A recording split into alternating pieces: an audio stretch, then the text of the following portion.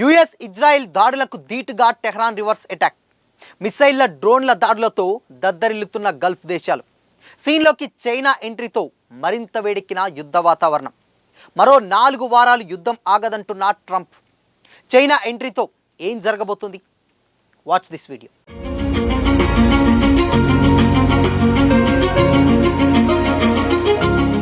నమస్తే, welcome to Disha TV. Israel America సంయుక్తంగా దాడులు చేసి supreme leader Ayatollah Ali Khamenei సహా కీలక నేతలను హతమార్చిన ఇరాన్ ఏమాత్రం వెనక్కి తగ్గడం లేదు. దాడుల తర్వాత ఇరాన్ కొత్త ప్రభుత్వం తనను చర్చలకు పిలిచిందని, త్వరలోనే చర్చలు జరుగుతాయని ప్రకటించిన అమెరికా అధ్యక్షుడు డొనాల్డ్ ట్రంప్ మరోసారి మాట మార్చారు. తాము సుదీర్ఘకాలం యుద్ధం చేసేందుకు సిద్ధంగా ఉన్నట్లు Iran supreme national security council chief Ali Larijani ప్రకటించారు. తమ 6000 ఏళ్ల సంస్కృతిని కాపాడుకుంటామని, శత్రువుల దాడికి భారీ మూల్యం చెల్లించేలా చేస్తామని తేల్చి చెప్పారు. చర్చల కోసం ఇరాన్ ప్రయత్నిస్తుందంటున్నటువంటి ట్రంప్ కామెంట్స్ను కొట్టిపారేసిన ఆయన తాము అమెరికాతో చర్చలు జరపబోనని స్పష్టం చేశారు. అక్కడితో ఆగకుండా పశ్చిమాసియా దేశాల్లోని ఇజ్రాయెల్, యుఎస్ మిలిటరీ బేస్లను టార్గెట్ చేసి ఇరాన్ భారీ దాడులు మొదలుపెట్టింది. Dubai, Abu Dhabi, Amman, Riyadh, Doha తదితరటువంటి ప్రముఖ నగరాలన్నింటిపైన మిసైళ్ల వర్షం కురిపిస్తుంది. ఖమేనీ హత్యకు ప్రతీకారం తీర్చుకుంటామని ప్రకటించిన ఇరాన్ పొరుగు దేశాలపై తాము దాడులు చేయడం లేదని, ఆయా దేశాల్లోని అమెరికా బేస్లను యుఎస్ భూభాగాలను భావిస్తున్నామని కూడా తెలిపింది. వాటిపై ఊహించని స్థాయిలో దాడులు చేస్తామని తేల్చి చెప్పేసింది. ఇరాన్ ప్రజలు వీధుల్లోకొచ్చి ప్రభుత్వాన్ని చేజిక్కించుకోవాలని ఇజ్రాయెల్, అమెరికా పిలుపునిచ్చినటువంటి నేపథ్యంలో ఇలాంటి నిరసనలను అణిచివేయటానికి, ప్రజలకు రక్షణ కల్పించేందుకు తాము సిద్ధంగా ఉన్నట్లు ఇరాన్ పోలీస్ చీఫ్ కూడా ప్రకటించారు.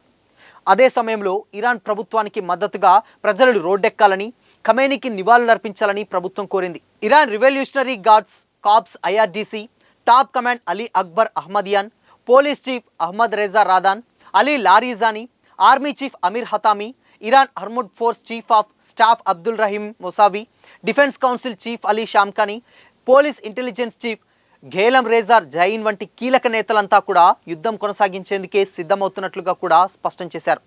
యుఎస్ ఇజ్రాయెల్పై ప్రతీకార దాడుల్లో భాగంగా ఇరాన్ భీకర దాడులు చేస్తుంది.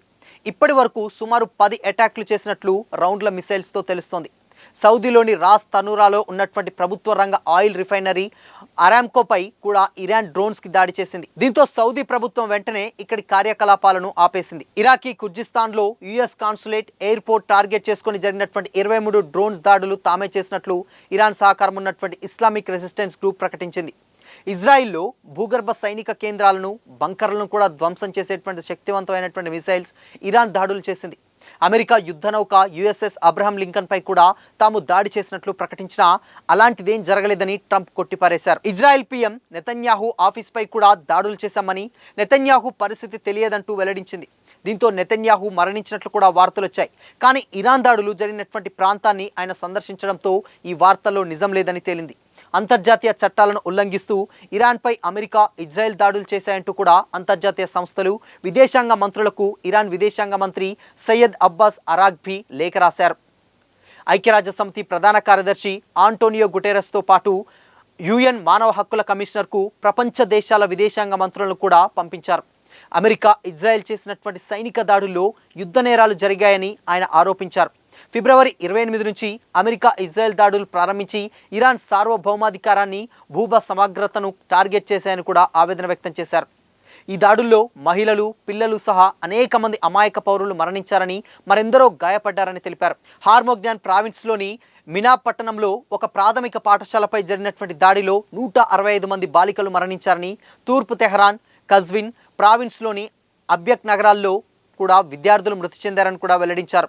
ఈ దాడులు అంతర్జాతీయ చట్టాలు, మానవ హక్కుల నిబంధనలకు విరుద్ధమని తెలిపారు. ఈ నేపథ్యంలోనే ఐక్యరాజ్య సమితి భద్రతా మండలి, సంబంధిత అంతర్జాతీయ సంస్థలు వెంటనే చర్యలు తీసుకోవాలని, దాడులను ఖండించాలని, బాధ్యులను శిక్షించాలని కూడా కోరారు. Iran supreme leader Ayatollah Ali Khamenei మరణించినటువంటి మరుసటి రోజే ఆయన భార్య మన్సూరే ఖోజస్తే బాగర్జాదే తుదిశ్వాస విడిచారు.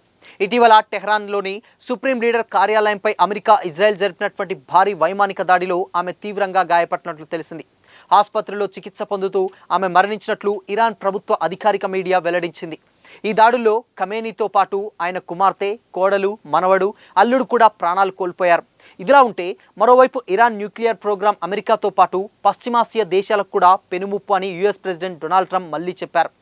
అందుకే ఇజ్రాయెల్తో కలిసి ఇరాన్పై దాడులు చేస్తుందన్నారు. ఈ దుష్ట ప్రభుత్వం నుంచి భరించలేమని, ప్రమాదాలు ఎదురవ్వకుండా తొలగించేందుకే ఇదే చివరి అవకాశమని ఆయన చెప్పారు. ఇరాన్ మిసైల్ సామర్థ్యాలను, నేవీని ధ్వంసం చేయడంతో పాటు ప్రపంచంలోని నెంబర్ 1 ఉగ్రవాద మద్దతులకు అణ్వాయుధాలు లేకుండా చేయడమే తమ లక్ష్యమని స్పష్టం చేశారు. 2 సార్లు న్యూక్లియర్ డీల్ చేసుకునేందుకు ఇరాన్ను ఆహ్వానించామని, కానీ ఆ దేశం అంగీకరించలేదని తెలియజేశారు. డీల్ పూర్తయ్యే సమయంలో వెనకడుగు వేసిన ఇరాన్ ఆ తర్వాత తిరిగొచ్చిందని, చివరి నిమిషంలో మరోసారి డీల్ చేసుకోకుండానే తప్పుకుందని విమర్శించారు. ఇలాంటి వాళ్లకు మాటలతో ఏదీ అర్థం కాదని, సరైన పద్ధతిలోనే సమాధానం ఇవ్వాలని ట్రంప్ చెప్పుకొచ్చాడు. ఈ దాడుల్లో 4 అమెరికా సైనికులు మరణించారని ప్రకటించిన ట్రంప్ వారికి సంతాపం తెలిపారు. ఆ సైనికులకు కుటుంబాలకు అండగా ఉంటామని కూడా Iran supreme leader Ayatollah Ali Khamenei మరణంపై కూడా ట్రంప్ షాకింగ్ కామెంట్స్ చేశారు. 2024లో ట్రంప్ను హత్య చేసేందుకు ఇరాన్ 2 సార్లు ప్రయత్నించిందని యుఎస్ ఇంటెలిజెన్స్ వర్గాలు తెలిపాయి. ఇదే విషయాన్ని ప్రస్తావించినటువంటి ట్రంప్ తనను చంపేందుకు ఖమేనీ ప్రయత్నించాడని, అందుకే తానే ముందు అతన్ని చంపేశాడని అన్నారు. అరబ్ దేశాలు కూడా ఇరాన్పై దాడులు చేసేందుకు సిద్ధమవుతున్నాయని ట్రంప్ తెలిపారు. గల్ఫ్ దేశాలపై ఇరాన్ దాడులు చేస్తున్నటువంటి నేపథ్యంలో ముందు ఈ సైనిక చర్యలో పాల్పంచుకోకూడదని కూడా అనుకున్నటువంటి ఈ దేశాలు కూడా ఫైట్ను చేస్తున్నాయని కూడా చెప్పారు. ఇదే సమయంలో ఇరాన్పై సైనిక ఆపరేషన్ 4 నుంచి 5 వారాల కంటే ఎక్కువ సమయం జరగొచ్చని అభిప్రాయపడ్డారు. ఇక అమెరికా, ఇజ్రాయెల్, ఇరాన్ యుద్ధంలో కీలక మలుపు చోటు చేసుకుంది. యుద్ధంలోకి చైనా ఎంట్రీ ఇచ్చింది. ఇరాన్కు మద్దతుగా గలం విప్పినటువంటి చైనా, ఇరాన్ సార్వభౌమాధికారాన్ని కాపాడమన్న చైనా ఇరాన్పై ఇజ్రాయెల్, అమెరికా దాడులు ఆపాలంటూ కూడా చైనా చెప్తోంది. చైనా ఎంట్రీతో ఈ యుద్ధ వాతావరణం మరింత వేడెక్కింది. సో దీనిపైన మీ ఒపీనియన్ ఏంటి? కామెంట్ చేసి చెప్పండి.